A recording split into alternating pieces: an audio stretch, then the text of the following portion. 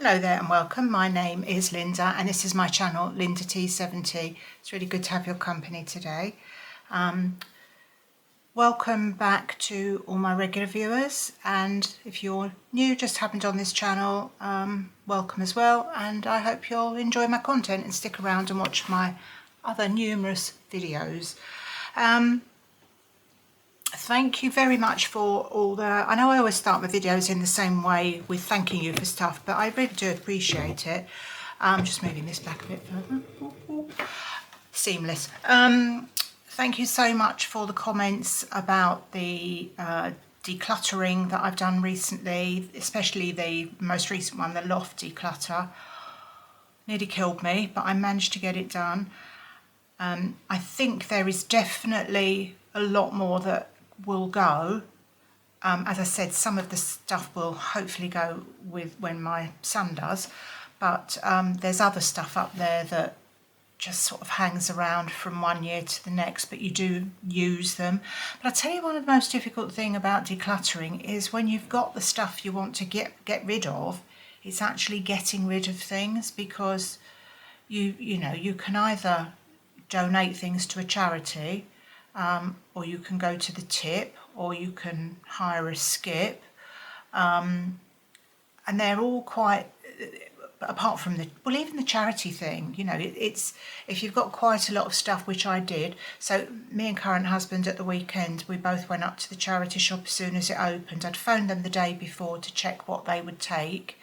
I might have mentioned this in a video previously, but I wasn't sure whether every charity shop welcomed Halloween stuff and, you know, Christmas stuff, but they did, so that was brilliant. I think we had 4 or 5 bags of, big bags full of stuff that was left over from the car boot.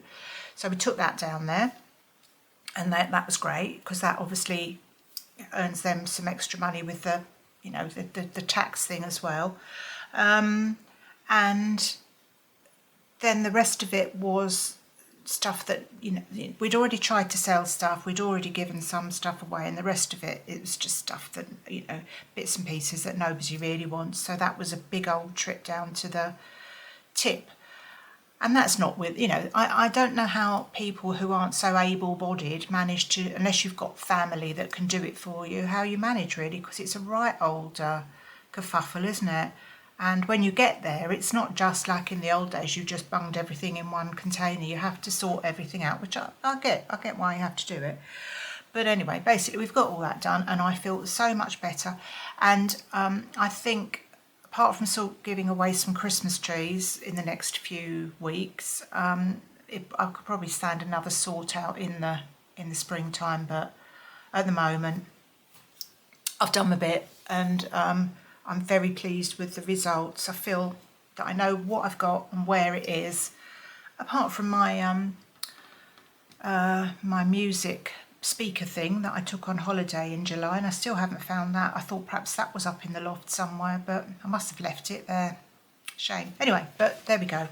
Anyway, so we're now on Monday, and it's the day when we've had those hideous storms. I did an online shop for Sainsbury's for delivery this morning, and that all went completely wrong, because the delivery slot was 9:30 to 10:30, and I checked in my inbox what the, you know, they always tell you what they've substituted and everything in an email, and I didn't get anything from them, and I thought it was a bit odd. And then we got a text message saying that we had to phone the store, and because there was a problem, and I just thought perhaps something had gone wrong with the payment, and so we went through to check the bank, and there was, you know, enough money in there for that, so that it couldn't have been that. So eventually I got through, and the guy said, he rang the store for me, and he said the shop was closed because they were flooded and they probably weren't opening today. So basically anyone with an order was stuffed. So I said, well, can I transfer the order to tomorrow? Thinking they're not going to be able to do that, are they? Because I thought if I have to sit and go through it all again. I know it's a first world problem, but it's a bit tedious. And he said no, they couldn't do that because they couldn't guarantee whether they'd be delivering tomorrow or not, which I get. But I mean, most of the roads around here are absolutely fine. So, although having said that, I just spoke to one of my daughters and she said that our local Tesco's has had problems as well. But that's kind of set deeper. You can see that that's sort of where water would run to. But I wouldn't have thought our Sainsbury's was, but you know, anyway. But I've got inside info though, because my daughter-in-law works in there, and I messaged her this morning and she said, she said, yeah, they were shut, and they were hoping to open later on this morning or later on today, because that's an awful lot of money that they'd lose staying shut, isn't it? And she said, but all the staff were having to bail out or get rid of all the flood water, so God knows. You think, I mean, surely the fire brigade do that sort of thing, don't they? But maybe they were busy with other stuff, I don't know. Anyway, so I was a bit miffed about that, and I've got absolutely nothing in the house. And I don't want to go to a different supermarket. Well, sounds like Tesco's got the same sort of problem anyway. So I've got enough for today, so I'll just worry about it tomorrow. I mean, what can you do? So I thought of an idea for a video a while back, and then I don't know if you watch Nanny Gino, the lovely Jean. She's one of my little YouTube chums. She's already done it, and I was watching her video recently, and I thought, oh, I was going to do that. So basically, she did a video on, I don't know how many things it was, but things that you don't know about her.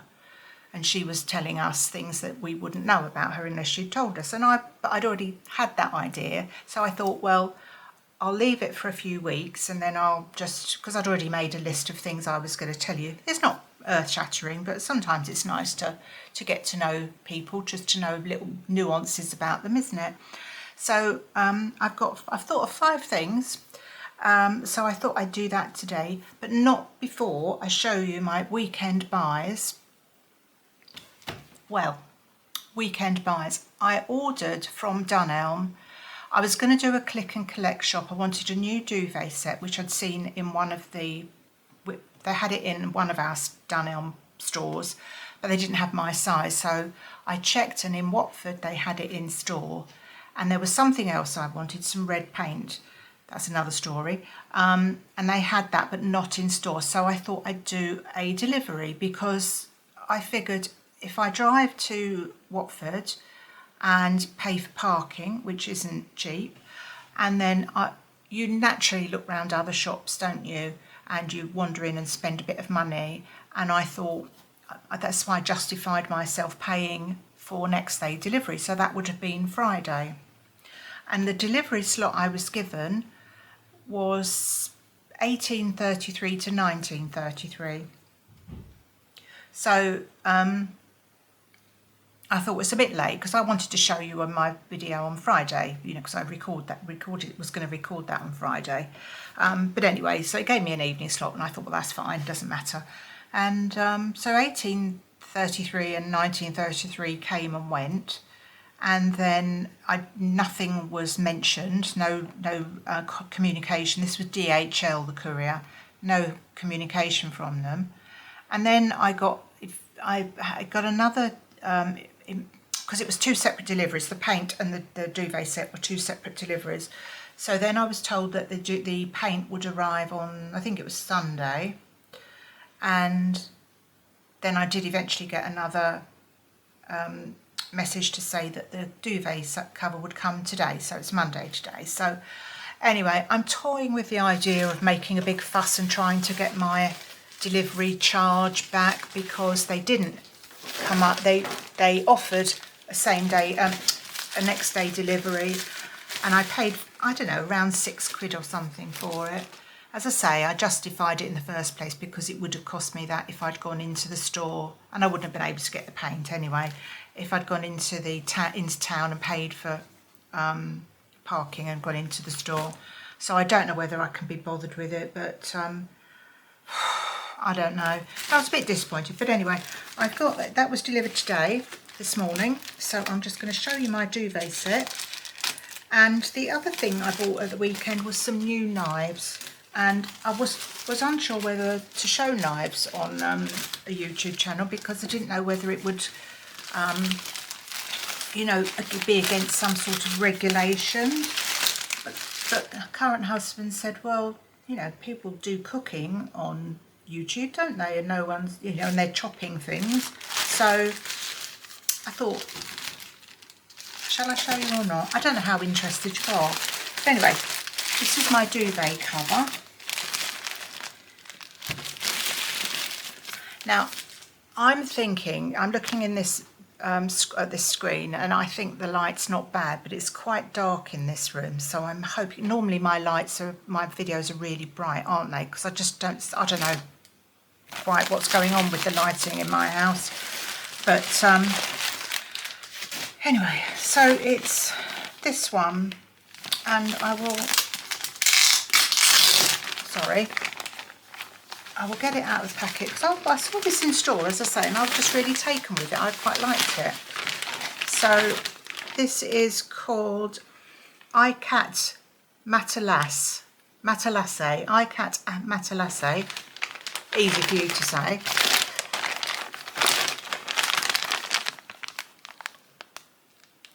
I don't know. Hopefully you can make that out. And it's got my sort of colours in it. So it's like this, and it's a nice cotton one as well. So I put the duvet back in my duvet cover a few days ago, and I'm absolutely roasting, and I've only got a summer weight duvet on, but we're both hot, as you know. I don't know what it is about our house. Perhaps we're built over an Indian burial ground or something. I don't know, but I probably shouldn't say that, should I? Anyway, there we go. So it's got a few little colours in it. Picture on the back, if you can see this okay, it's like that. I was quite taken with that. Because I had 3 duvets, all the same, but different colours, and I've had them for quite a while now, and they're just too hot. So went for this one, and the one I bought a few weeks ago with the flowers on. So I thought I'd show you that. And the knives I've bought we've got a shop called Pro Cook in our shopping centre. Didn't intend to go in there at all, but I have been moaning about my knives. I haven't got any really good chopping knives for all the vast amounts of cooking I do. Well, I do. I cook all the time, so actually, current husband said you can have these for your birthday. I thought, thanks.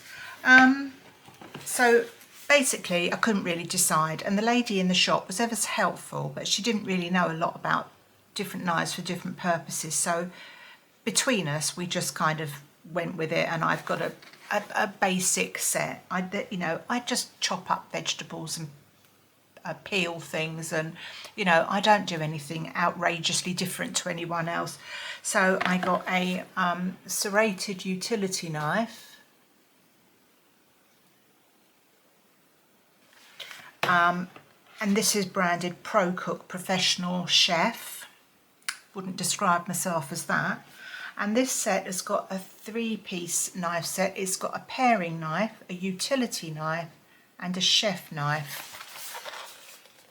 And I particularly wanted a serrated knife, and none of the sets seemed to have the right combo, because I also wanted a utility, and I quite like the idea of having one of these knives. So I think the two together, basically, so I went for the knives I wanted, although they weren't all available in one packet. And I think they came to £54. So I'm hoping, buying some decent knives, they might stand the test of time. Now, if this video is told not to go up for some reason because I've shown you some knives, I'll have to redo my video. But anyway, so yeah, Pro Cook and Professional Chef knives. So yes, I'm going to give those a go. Now, what's the other thing I was going to say to you? Thank you, by the way, for telling me about that. Sorry about my washing machine. I've shut the door. Sorry. In fact, I'm going to stop it. Those little wooden shoes I showed you, honestly, are ever so good. Apparently they are pincushions, and I did find some pictures, and you're absolutely right.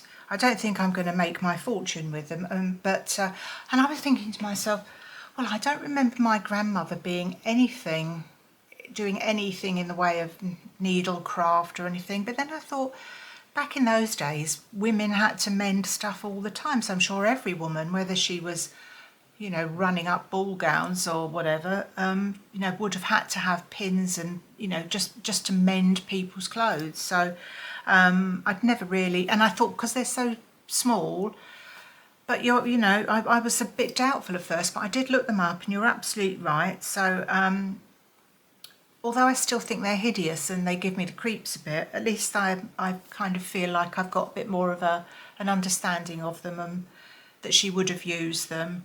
And yeah, so thank you very much for all that. You're so good.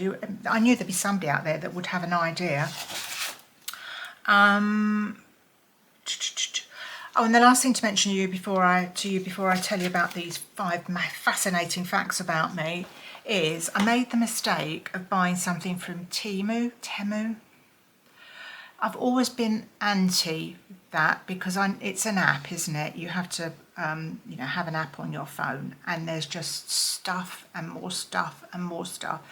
And I've seen loads of people do Temu hauls, and it's just basically stuff that you didn't even want in the first place, but someone, you know, you think, oh, that's a good idea, and I'll buy it. Now, I'm not knocking it if that's the way you want to do, you know, shop. And it reminds me a bit of those little catalogues that used to come with the Sunday paper, and it's, you know, they would like A5 size catalogues, and you'd open them up and you'd think, oh, there's something for kneeling down in the garden. That looks like a good idea. You'd never thought, you know, really obscure things, and you think to yourself, you didn't even know that you wanted it. And I think Temu seems to be a bit like that. And I understand that the idea of it is that you cut out the middleman, don't you? I think you order straight from the supplier or something. So that's why it's so cheap. But I do have my doubts about shipping all this stuff across the world. But then I've gone completely hypocritical, and I have actually bought one thing from them. And that was because there was something specific I was looking for, and I couldn't find it anywhere else. But the worst thing about all of it, it's actually arrived today, and I don't know whether to show you or not, because it's for the downstairs loo, so I don't know. And that's going to be, I'm going to show you that when I've got all the artwork up. It's some artwork, basically. But the worst thing about it was the messages that on my phone all the time, just telling me that I could have this offer and that offer. And they even sent me the thing that I ordered. Before I received it, they even sent me a message saying it was in the sale now. I mean, what's the point of that? Just absolutely inundated with all these flipping emails. And I thought, as soon as this has arrived, I'm going to uninstall the app, because I can't be bothered doing that again, which I will do. I mean, it's only arrived half an hour ago, so I will take the app off and never use that again. Honestly, I found it really, it's like somebody just pestering you all the time. I don't know how to explain it. It bothered me though. There were so many emails, and I was trying to find out the information when my delivery was going to be, and sifting through all the stuff they were sending me to find that. So I don't think I'll be using Temu. I'm not knocking it if you want to buy stuff from Temu, and I know lots of people do hauls, as I say, and there's all sorts of bits and pieces, but yeah, I don't think it's really for me. You know, I can get I can get the old tut I buy a bit closer to home. So that was that. So it was Temu, Sainsbury's, my wonderful story about the store flooding, the little shoes, and the final thing is the 5 things that you don't know about me. So forgive me, Jean, if you think I'm pinching your idea, but as I say, I did think about it at probably the same time that your video went up. So number 1, if you are interested in any of this, if not, just, you know, obviously just switch off or whatever. Number one is I was a blood donor, and the reason I became a blood donor was because basically this is in the 1970s, mid 1970s. You got some time off of work if you gave blood, so that's why I started, because I used to work with a lot of girls, and there was at the local church hall or something, there was a blood donating session, and somebody said, oh, let's go down there, it gives us an hour off of work. So we all trooped down there, and this would have been I'd say about 1977, 8 maybe, and I just did it from then, really. Now, over the years, I had gaps of donating blood because of being either pregnant or breastfeeding, or there might be periods of time where, or times when you wanted to donate but you hadn't been well, and whatever. I basically did keep it up over the years, but it was the middle bit was a bit sporadic for various reasons.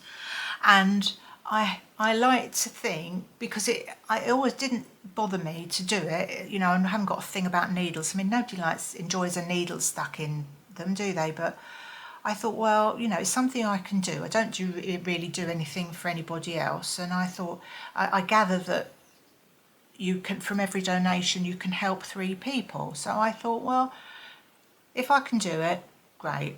And I also found out what blood group I was as well, which was quite useful, because you don't normally know, do you? So I did that for... when I first started to donate, it was much better, because literally you just went wherever the session was. I don't know how this is, by the way, in any other country in the world, but I'm talking about, well, specifically England, in the UK. Years ago, you would just go to wherever the donation was. The order that you arrived is when you sat in a queue to donate, and they do the little pinprick on your finger to check you weren't anemic, and then you'd go and wait for a few more minutes, and then someone will call you over. You'd have the bed to lie on, you'd have a little bally thing to roll in your hands, and then after you donated your pint, or whatever the exact measurement is, you'd have a little lie down, and then you'd get a cup of tea and a biscuit. So it was worth it for that.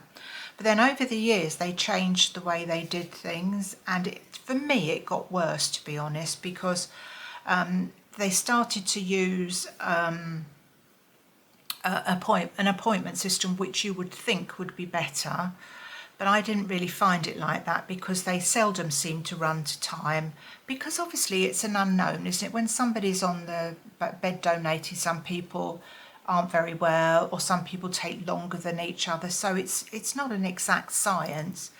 And then they cut down even the things they use to save money, the bits and pieces they used to give you, like the thing to roll in your hand. You'd have to sort of do this yourself, and then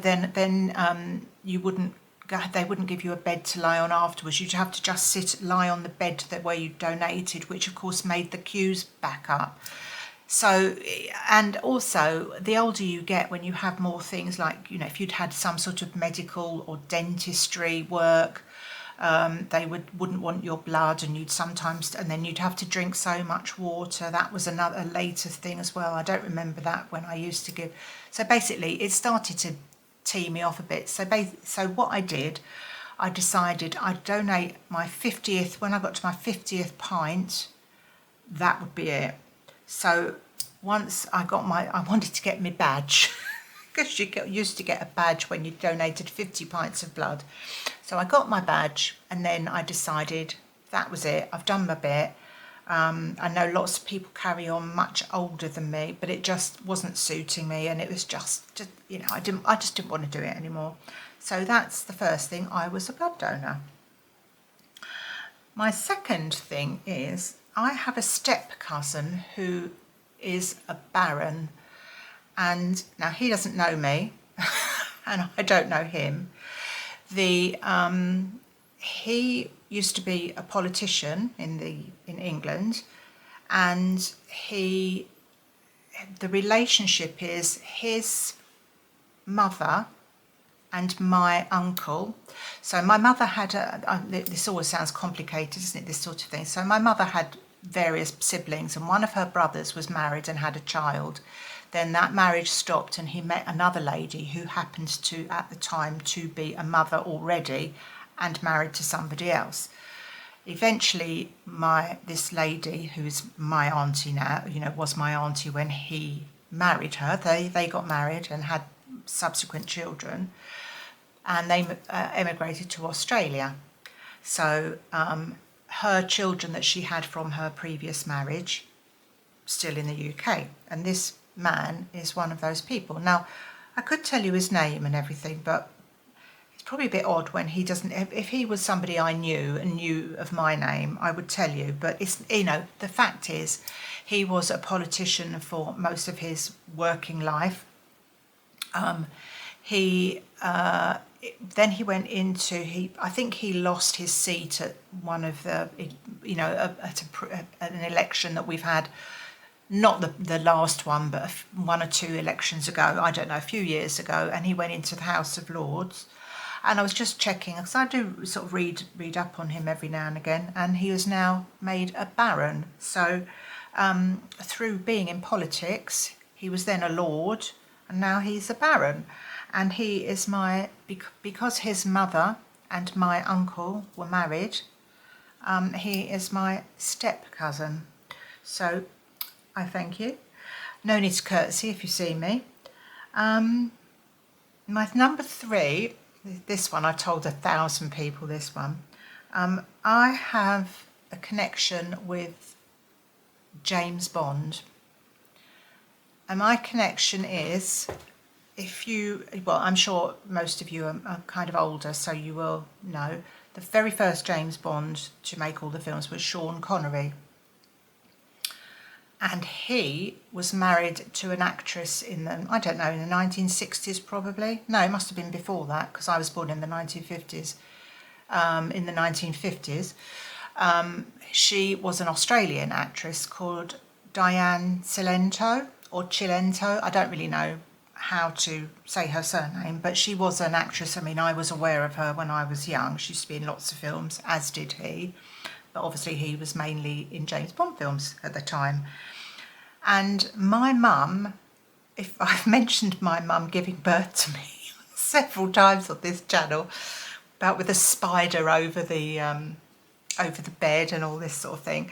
And she always told me that the woman that delivered me was Diane Cilento's mother. So that would make her James Bond's mother-in-law. And you know when your mum tells you these things when you're little and you just think. But I've actually recently looked up this woman, and she actually, I don't know why this woman was in the delivery room with my mother, because she was a very high, she wasn't like not just a nurse, I don't mean just a nurse, she wasn't a nurse or a midwife, she was like what's the word I'm searching for? Not a specialist. Well, let me use the word specialist because I can't think of the consultant. And her and her husband were both medical consultants, and she happened to be in gynecology and or obstetrics, isn't it, babies? And I don't know whether it was because my mother had had a history of stillbirth, or whether she happened to be in that hospital on that day. I was born in Brisbane, so and I think her work was in that area of Australia. So yes, so she was my mother's consultant and was in the room when I was born, and her son-in-law was Sean Connery. So that is my relationship, or my fact you didn't know, that I have a connection to James Bond. And number 4 is a bit more light-hearted. I've been married twice, but I've never been proposed to. And it's a bit sad, isn't it? It seems like I've begged people to marry me. My previous husband, we just sort of decided to get married. I think it was probably more me than him, because this was in, you know, the early 1970s, and if you weren't married when you were, I was, you know, probably, I think I was 21 at the time, you feel like you know, time has passed you by. That was the thing in those days. Fortunately, it's not like that now. And he was going away to study for the job that he wanted to do, and he was going to be away most of the week and come back at weekends. And I remember saying to him, well, I'd like us to be together and live together, because when you come home, rather than go to your mum's, because we all lived with our mums in those days before we got married. None of us had flats, or hardly any of us anyway. It was usual to live with your parents until the day you got married. And I said it'd be nice if you come home to our joint home. So he wasn't very keen on us living in sin, as they used to call it, because it was quite unusual at that time. People tended to marry.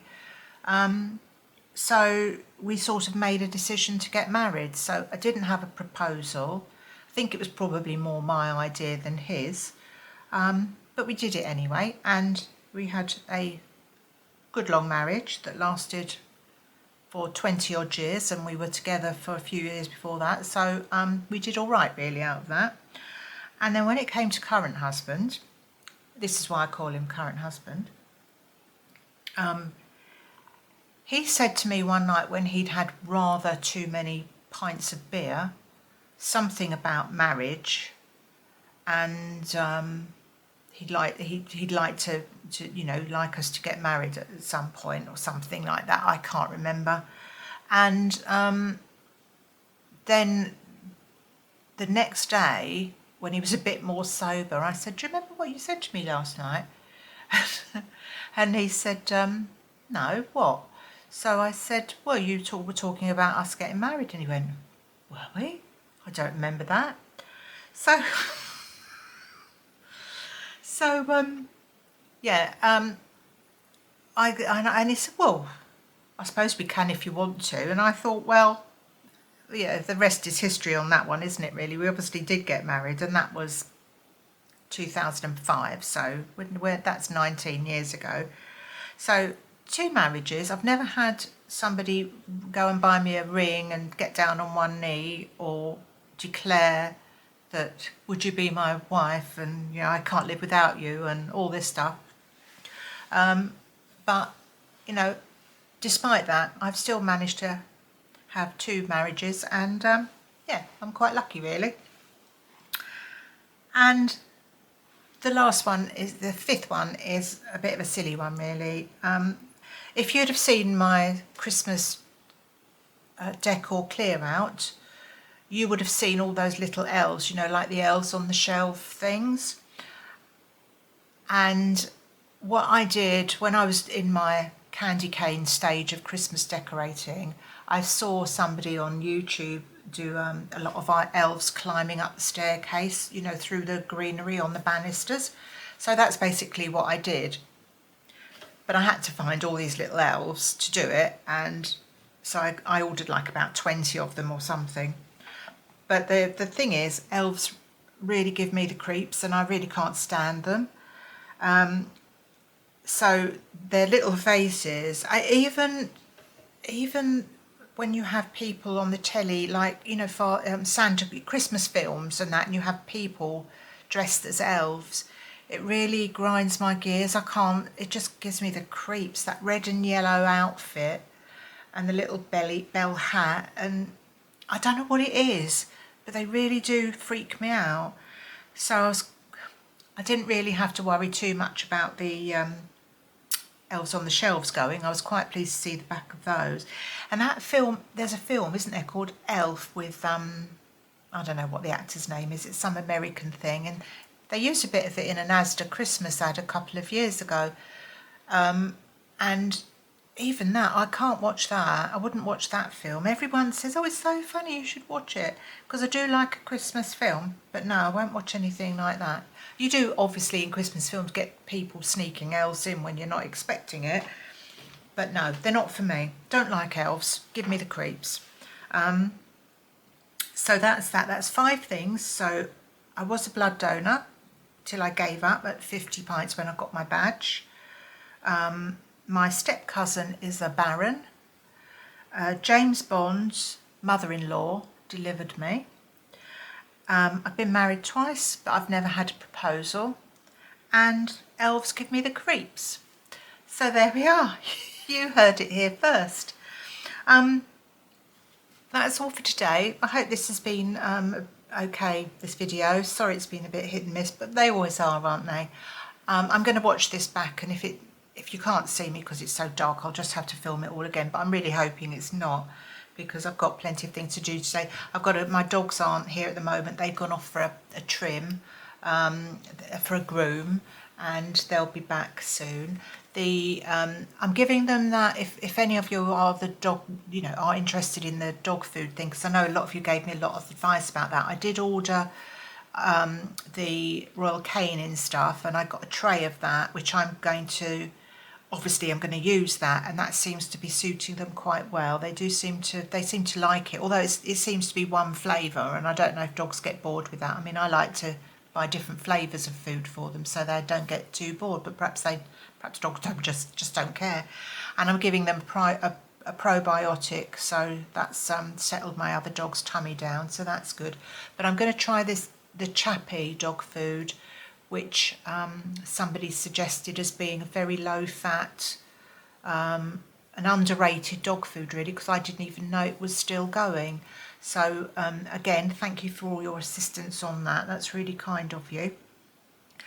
Thank you so much for watching. I really appreciate it. Please subscribe if you can. It's free to do, and it really helps push the channel out. And yeah, I'm still not quite at my 2,000 subscribers, but if you don't want to, that's fine. Just watching me is great, and I do appreciate it. You take good care, and I shall see you very soon. Bye bye.